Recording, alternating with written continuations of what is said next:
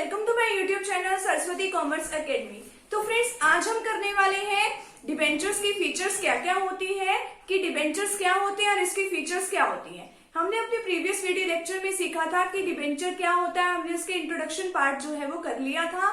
अगर आपको उसकी वीडियो का लिंक चाहिए तो आपको डिस्क्रिप्शन बॉक्स में मिल जाएगा, तो आप वहां से टॉपिक को समझ सकते हैं, अच्छे से अंडरस्टैंड कर सकते हैं। तो आज का टॉपिक हम अभी स्टार्ट कर रहे हैं, जिसके अंदर आज हम ये सीखेंगे कि डिबेंचर्स की जो फीचर्स हैं या फिर जो कैरेक्टरिस्टिक्स हैं वो क्या क्या है। आज हम उसको अच्छे से कवर करेंगे अपने इस टॉपिक को। तो फ्रेंड्स, अगर आप चैनल पर न्यू हो तो चैनल को सब्सक्राइब कर दीजिए, वीडियो को लाइक कर दीजिए एंड बेल आइकन को प्रेस जरूर कर दीजिएगा, ताकि आपको आगे आने वाली वीडियोस का नोटिफिकेशन मिलता रहे। और अपने फ्रेंड सर्कल में इस वीडियो को जरूर शेयर कीजिएगा। तो हम वन बाय वन इसको कवर करते हैं कि इसकी क्या क्या फीचर्स हैं। तो अब समझते हैं कि इसकी फर्स्ट फीचर क्या है। देखिए, कंपनी की जो कॉमन सील लगी होती है, जो डिबेंचर्स होते हैं उसके ऊपर कंपनी की क्या लगी होती है, एक कॉमन सील लगी होती है। कॉमन सील का मतलब क्या है, एक स्टैंप लगी हुई होती है उसके ऊपर। और उस स्टैंप के अंदर क्या होता है कि अगर जो हम डिबेंचर्स इशू करते हैं, अगर हम उसके ऊपर वो स्टैंप लगा देते हैं तो वो क्या होता है, एक रिटर्न प्रूफ भी होता है और वो सर्टिफिकेट की फॉर्म में होता है। क्योंकि जब हमें डिबेंचर्स मिलते हैं ना, जब कंपनी कोई भी डिबेंचर्स इशू करती है, वो एक सर्टिफिकेट की फॉर्म में होता है और उसके ऊपर कंपनी की क्या लगी होती है, कॉमन सील लगी होती है। और उसके ऊपर जो पेमेंट से रिलेटेड जितनी भी हमारे पास टर्म्स होती हैं, टर्म्स या कंडीशंस जो होती हैं, उसके ऊपर सब कुछ लिखा होता है कि कब से कब तक इसकी पेमेंट मिलने वाली है, यानी कि एक फिक्स जो डेट है कि वो कब मिलने वाली है और जो फिक्स्ड अमाउंट है वो कितनी मिलने वाली है। अगर हम इसके फिक्स रेट ऑफ इंटरेस्ट की बात करें, कि जो रेट ऑफ इंटरेस्ट जो होती है इसके ऊपर फिक्स होती है कि जितना भी इंटरेस्ट एक बार अगर हमने डिसाइड कर दिया कि डिबेंचर्स के ऊपर इतना इंटरेस्ट मिलेगा तो उतना ही इंटरेस्ट जो है दिया जाएगा, चाहे कंपनी प्रॉफिट्स अर्न करे या प्रॉफिट्स अर्न ना करे, तो जो इंटरेस्ट है वो जरूर दिया जाएगा। ये नहीं है कि जिस साल हमें प्रॉफिट हो गया उस साल हमने प्रॉफिट में से वो इंटरेस्ट दे दिया, जिस साल नहीं हुआ उस साल हमने कुछ भी नहीं दिया। हमने ये काम नहीं करना। हमने तो जो अगर कंपनी ने डिबेंचर्स इशू किया है तो उसको हर बार फिक्स रेट से इंटरेस्ट देना पड़ेगा, जितना भी उसके ऊपर रेट जो है वो मेंशन है।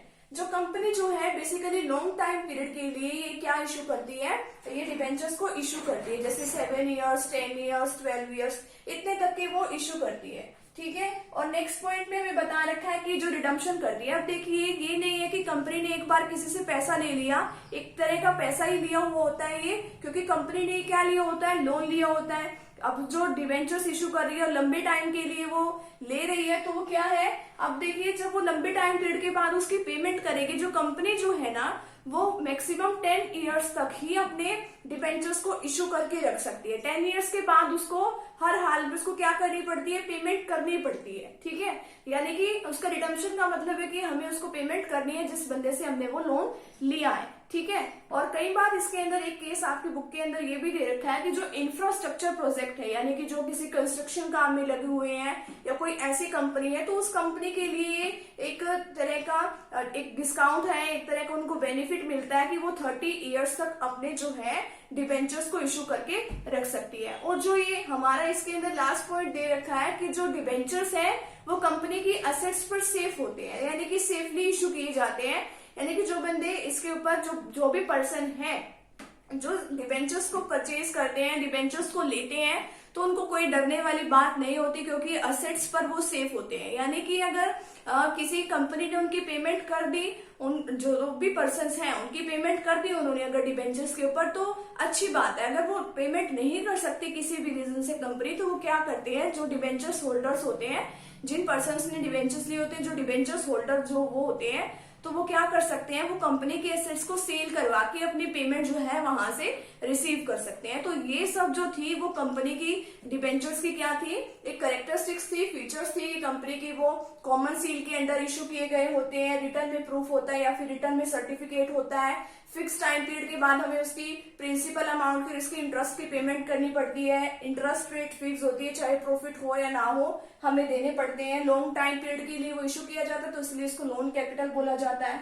रिडम्पशन जो है मैक्सिमम 10 ईयर्स, और जो इंफ्रास्ट्रक्चर प्रोजेक्ट है उनके लिए 30 ईयर्स तक का टाइम पीरियड दे रखा है। और कंपनी के एसेट्स पर ये सेफ होते हैं, सेफली होते हैं। अगर ना किसी की पेमेंट मिले तो वो असेट्स को सेल करा के अपनी पेमेंट्स ले सकते हैं। तो आज का जो टॉपिक है हमारे यहीं पे कंप्लीट होता है। तो फ्रेंड्स, अगर आप चैनल पर न्यू हो तो चैनल को सब्सक्राइब कर दीजिए, वीडियो को लाइक कर दीजिए एंड बेल आइकन को प्रेस जरूर कर दीजिएगा। मिलते हैं नेक्स्ट टॉपिक के साथ एंड नेक्स्ट वीडियो के साथ। Thank you very much.